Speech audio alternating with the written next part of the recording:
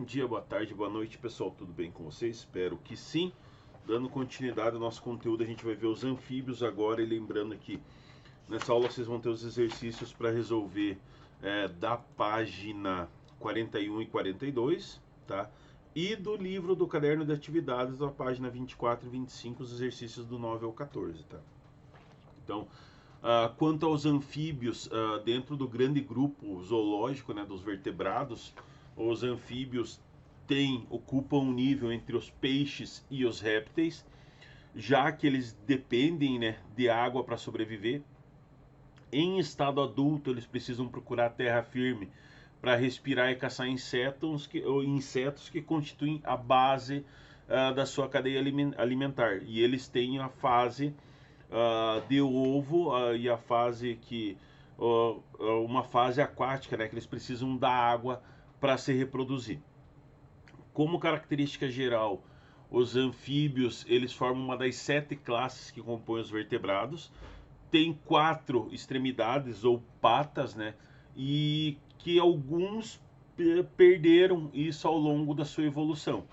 A sua temperatura corporal varia de acordo com o ambiente, então sendo pecilotermos, né?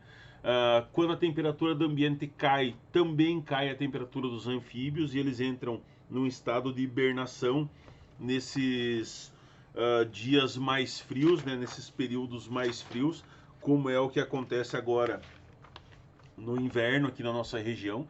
Então os anfíbios acabam entrando num período de hibernação e procurando locais mais quentes para poder passar esse período.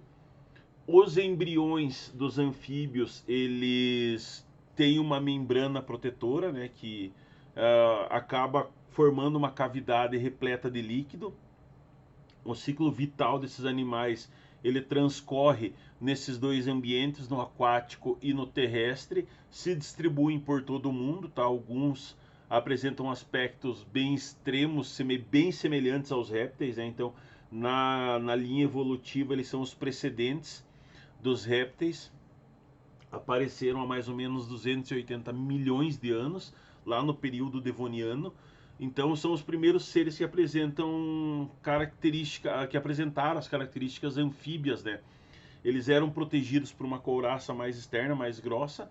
Então sua época, sim, ela se situou entre o período carbonífero e o primiano, tá? Isso comprovado por fósseis que demonstrando que algumas espécies chegaram a tamanhos grandes, tá?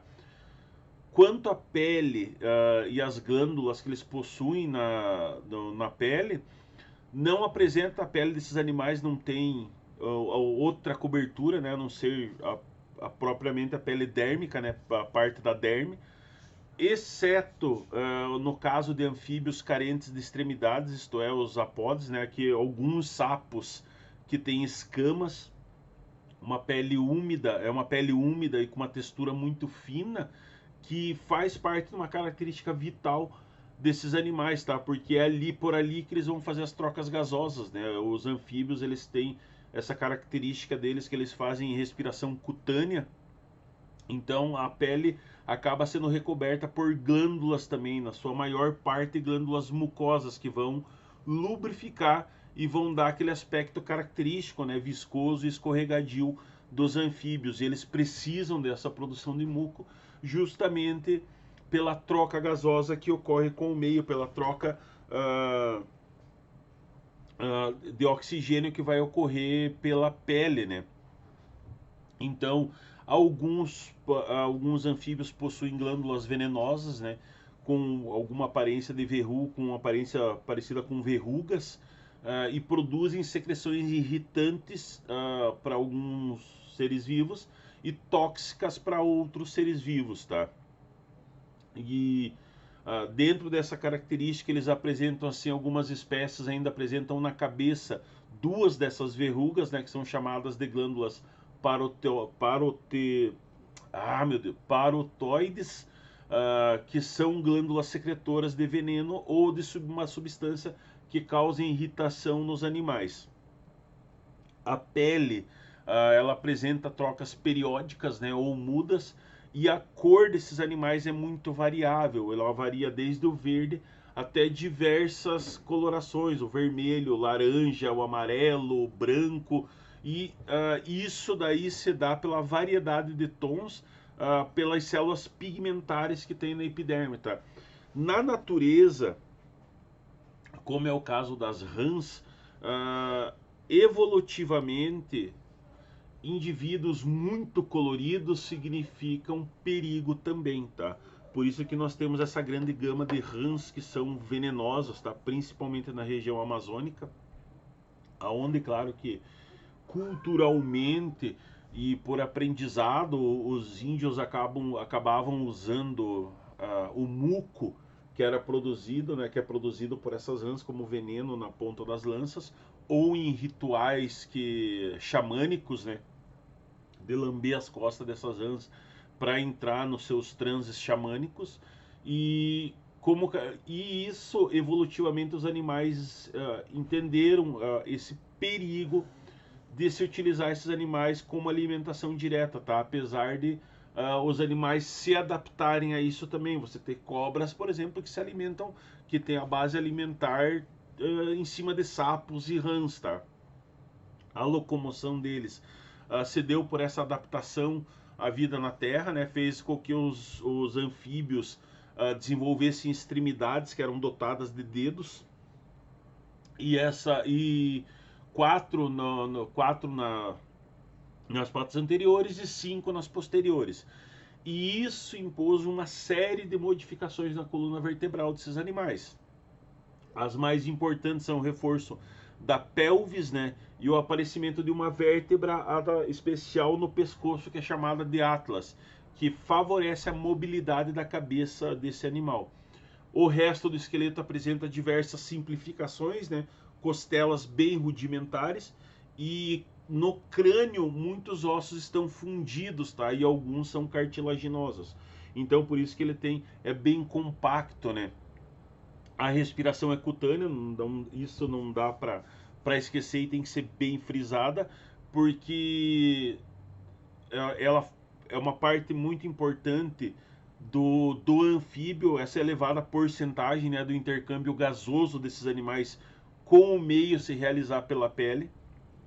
As larvas, né, ou os girinos, apresentam respiração branquial, apresentam brânquias, né, que são ramificadas, por isso que ele não conseguiu evolutivamente sair diretamente da fase aquática, né, da água. Ele precisa da água ainda para conseguir se reproduzir e para que os girinos consigam crescer e se desenvolver. Nos adultos, tá? Em algumas espécies aparecem pulmões em forma de sacos que tem um grau variável de irrigação por vasos sanguíneos, tá? Mas ainda são dependentes da respiração cutânea. O aparelho circulatório nos anfíbios adultos já é dupla, né? Porque eles já apresentam esse circuito pulmonar de vasos, tá? Um e outro que percorre todo o resto do corpo. Então ele tem um circuito que corre em torno desses pulmões, né, que são em forma de saco, e outro circuito que corre em torno do corpo. Então ele já apresenta uma circulação dupla. E no entanto, assim, ela é incompleta, tá? Porque não tem separação entre o sangue arterial e o sangue venoso, tá? Acabando assim, os registros que você tem que ter uma certa mistura entre esses dois sangues. O coração consta com 3 cavidades, 2 aurículas e um ventrículo, que acaba compondo o coração dos anfíbios. Se alimentam geralmente de insetos, algumas espécies mais corpulentas, né, maiores, como é o caso da rã-touro, consegue capturar peixes e pequenos pássaros, tá? Isso pela projeção da língua, né? A língua pegajosa, ela acaba se projetando para fora da boca e captura as presas e se retrai, tá? E se retraem para dentro. Possuem dentes de pequeno tamanho. O reto, que é a parte final do intestino, desemboca numa cloaca, tá? Que também é ligada à bexiga, então todas as excretas são liberadas pela cloaca. Os dejetos líquidos que se geram no corpo são expulsos pelos rins e pelos condutos urinários, tá? O sistema nervoso desses animais é relativamente pouco desenvolvido. os olhos se situam dos dois lados da cabeça e isso limita o campo de visão, né? Acaba limitando a visão, se torna binocular, porque você tem a capacidade de visão dele limitada. E deixa eu ver, a pupila que se dispõe, né, com grande capacidade de dilatação, em algumas espécies apresentam o que é chamado de franja vertical, enquanto em outras espécies frequentemente tem uma forma circular ou de coração, tá? Logo atrás dos olhos ficam as aberturas dos ouvidos, tá? Com a membrana do tímpano, que capta as vibrações sonoras do meio. Os anfíbios ainda dispõem no palato de um órgão olfativo especial, que é denominado de órgão de Jacobson, que é por ali que eles detectam suas presas, tá? E é muito desenvolvido nas salamandras. A reprodução quase sempre se dá no meio aquático. Nos tritões e nas salamandras a fecundação é interna, onde o macho introduz o espermatóforo, né, que é uma espécie de saco de espermatozoides, dentro do corpo da fêmea, por meio de uma expansão da cloaca, tá? Nos sapos e nas rãs ela é externa. Na época do cio, os machos desses anfíbios acabam emitindo sons, né, em que vários indivíduos cantam alternadamente com a função de atrair as fêmeas. Durante o acasalamento, os machos montam sobre as costas das fêmeas, que costumam ser bem maiores, tá, que os machos. O casal permanece ali unido e imóvel num longo abraço, que pode se demorar até algumas horas, até que a fêmea expele os ovos, tá, que vão ser fecundados pelo esperma do macho na água, tá? E daí lá na água os ovos se dispõem em longos cordões ou fileiras e são envoltos em uma bainha gelatinosa, que se depositam no fundo de águas paradas.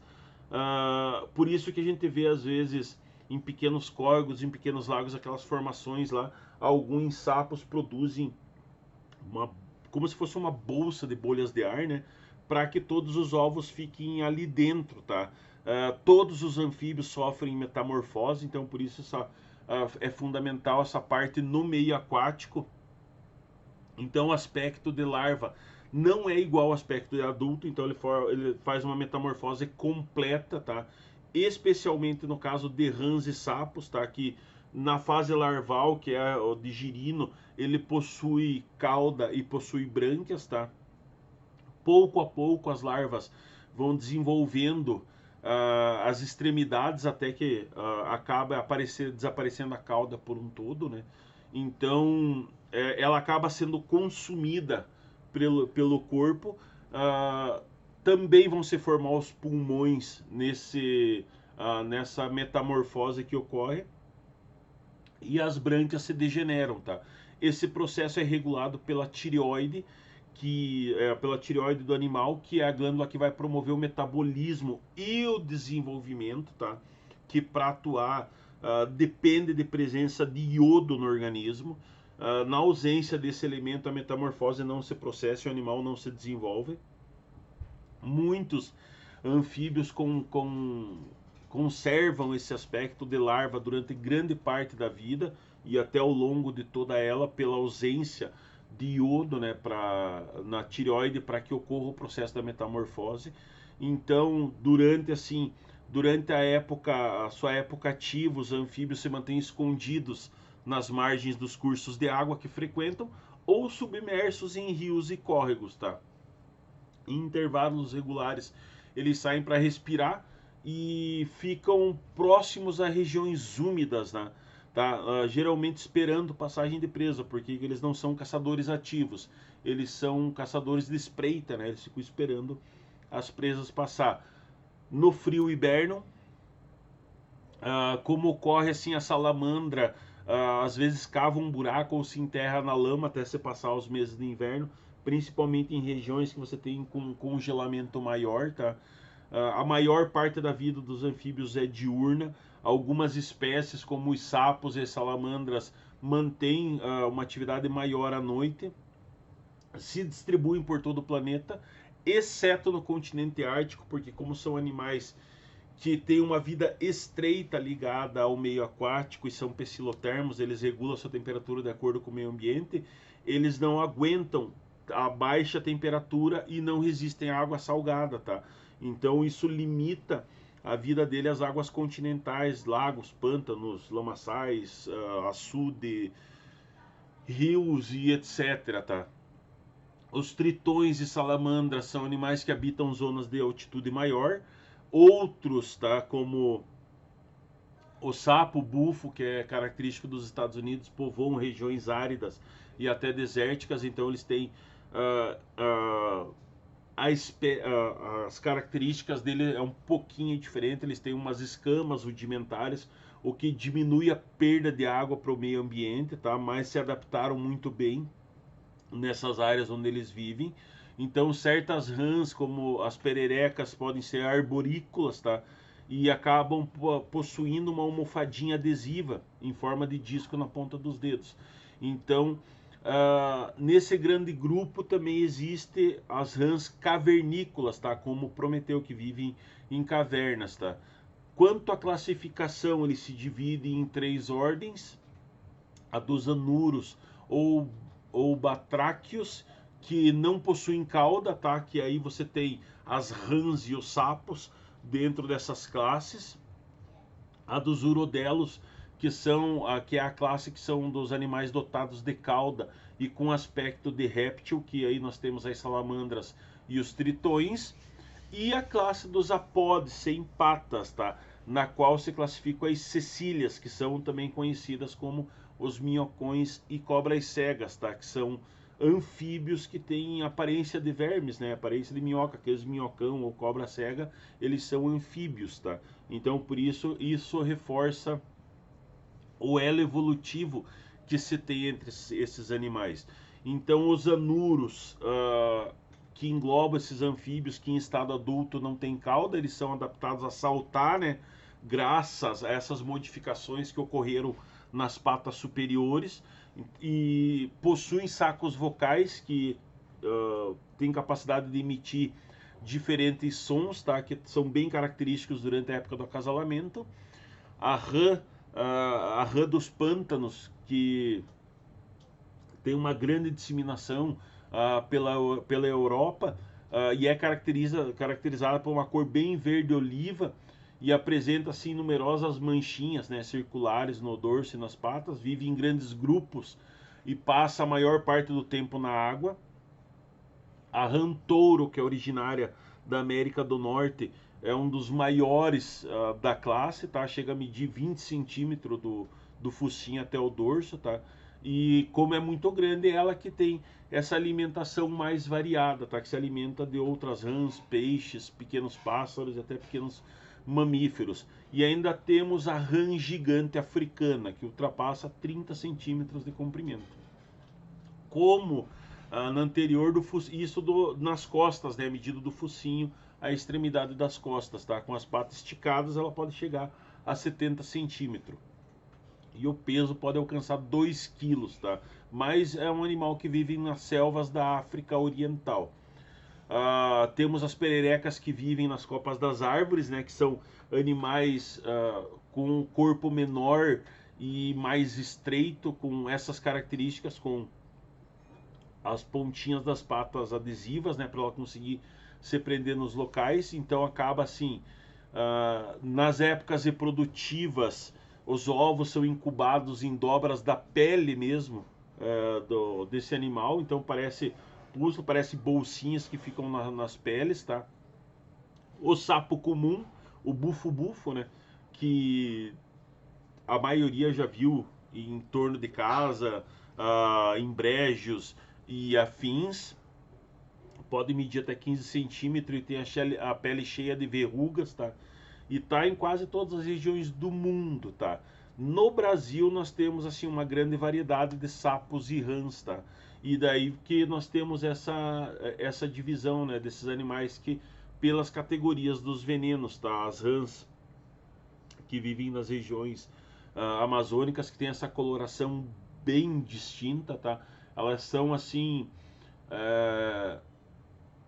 a organização corpórea dela Claro que o interior, a parte de intestino, pulmões, a parte corpórea mesmo, mas a estrutura do corpo ela é bem adaptada a viver nas árvores, né? Por isso que ela é bem arborícola, tá? E elas que são dotadas das partes adesivas nas patinhas que permitem ela pular de uma árvore a outra e assim conseguir se proteger mais e caçar de uma forma mais efetiva perto dos sapos, né? Que são animais mais terrestres com o corpo mais achatado e mais largo. A classe dos urodelos que nós temos ainda é integrada por anfíbios que são dotados de cauda, né? E daí nós temos as salamandras, os tritões e os proteus, tá? A salamandra comum, ela tem muito no norte da África, tá? E apresenta uma coloração bem característica, com manchas alaranjadas sobre um fundo negro ou por listras negras sobre um fundo amarelo. Vivem em zonas montanhosas, tá? Com hábitos noturnos e são encontradas com certa facilidade depois da chuva, porque como uma característica geral dos anfíbios, ela é atraída pela umidade, tá? No Japão existe a salamandra gigante, que pode chegar até 1,5 m, tá? E vive em torrentes de água bem clara, né? E fundo rochoso, então nos pés de cachoeiras, de fundos de rios bem rochosos, tá? São animais bem que podem viver bastante tempo. Tem rãs, salamandras que sobrevivem em cativeiro até 70 anos. E uma curiosidade assim, que na cultura no Japão ela é muito cultuada, né, como um animal bem exótico e às vezes utilizado na culinária, tá? Os apodes ainda, que são a classe das cecílias, né, que são os vermes que apresentam aspecto de verme, não tem extremidades, tá? Não tem extremidades locomotoras, não possuem patas, né? Então parecem pequenas cobras. Os ovos desses animais são de grande tamanho e são colocados na terra úmida, tá? Algumas espécies podem alcançar 1 m de comprimento, como as cecílias americanas. E são encontradas em charcos também bem úmidos, tá, pessoal? Que acaba englobando esses animais como um todo. Tem uma grande assim, importância ecológica, porque como são animais que se alimentam de uma quantidade de insetos muito grandes, eles acabam fazendo um controle muito efetivo também. E são animais muito sensíveis a mudanças do ambiente também, tá? São muito suscetíveis a mudanças de temperatura, a mudanças de umidade. Se tem componentes químicos na água, por exemplo, tá? Então eles são um bom indutor de características assim, de um ecossistema estar saudável ou não, tá? E claro, são sempre atraídos por umidade, por isso que é bem comum você ver eles em casa, né? Depois da chuva ou em épocas de chuva, tá? Algumas, como as pererecas e as rãs, são utilizadas na alimentação, mas não são animais que são dotados de muita carne, assim, que possam, por exemplo, a rã búfalo não é utilizado, o sapo não é utilizado na alimentação, tá? E fazem grande parte do ecossistema como um todo, tendo um papel fundamental, tá? Então, não se mata sapo em casa, não se mata rã em casa, perereca em casa, porque eles são muito importantes no controle dos insetos. Por exemplo, se tiver uma perereca em casa, você não vai ver aranha praticamente, tá? Porque eles se alimentam de uma quantidade muito grande desses animais aí. E tem que tem que ser mantido assim, tá? Porque como eles são muito sensíveis a essas alterações ambientais, grande parte deles estão ameaçados de extinção, né? Devido a essas alterações do meio ambiente ou até o ambiente deles ser fragmentado, ser retirado de parte do ambiente. E eles fazem parte também da cadeia alimentar de outros animais, né? De lagartos, de cobra, de algumas aves. Então, eles têm uma importância ecológica muito grande, tá? Tranquilo, pessoal? Espero que tenham entendido. Segue o material em anexo aí. Acho que era isso daí sobre eles. Fiquem bem, não esqueçam de fazer os exercícios, tá? Um grande beijo e até a próxima aula.